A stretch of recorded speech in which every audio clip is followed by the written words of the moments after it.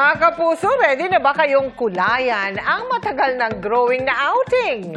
Ngayong tag-init, ipapasyal namin kayo sa mga lugar na hindi lang saya at pahinga ang hatid sa inyong bakasyon, kundi ang pagbabalik tanaw sa aral ng nakaraan.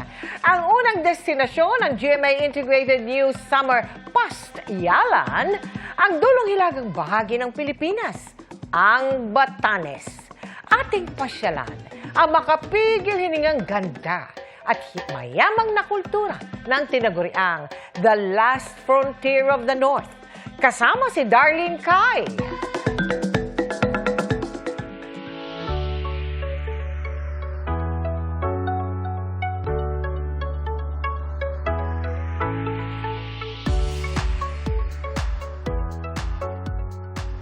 Sa dulong hilaga ng Pilipinas, may isang grupo ng mga isla na hindi nararating ng karamihan.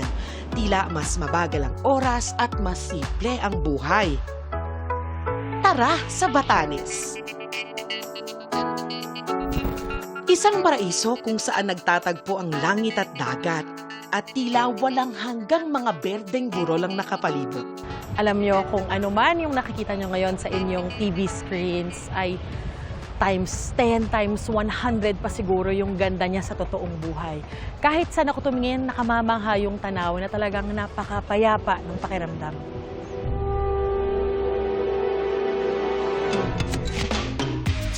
Ang Batanes, lupain ng mga Ivatan, mga taong may pusong nakaugat sa lupain kanilang minana.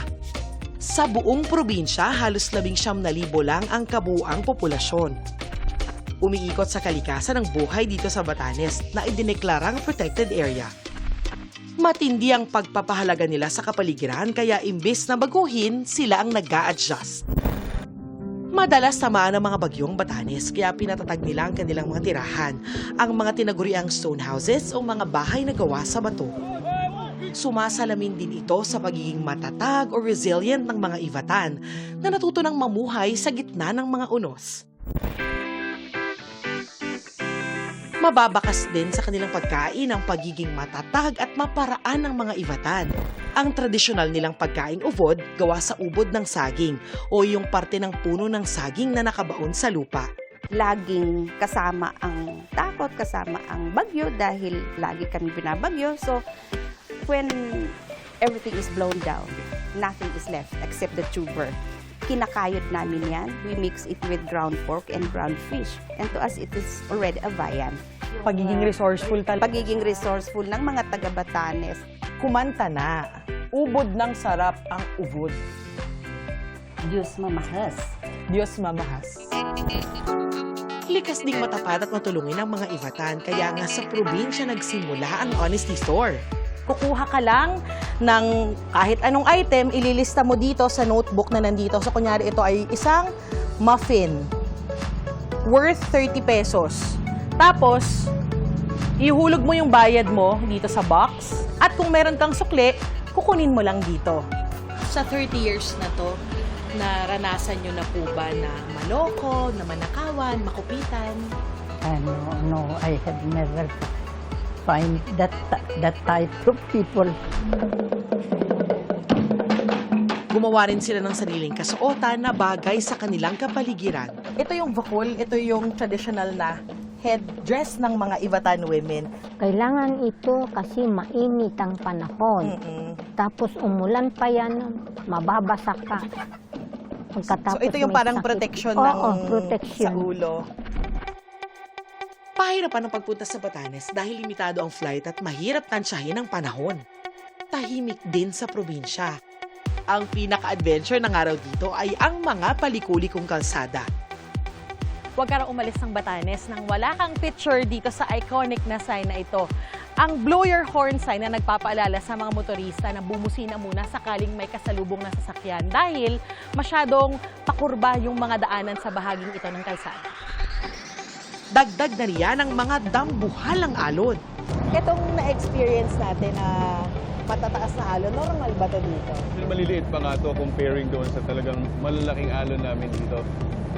Since this portion is actually a place where the two large bodies of water meets, the Pacific Ocean and then the West Philippine Sea. So these are actually the main reasons kung bakit ganito yung itsura ng bangka natin. So nakayuhal lang talaga, wala silang cutting.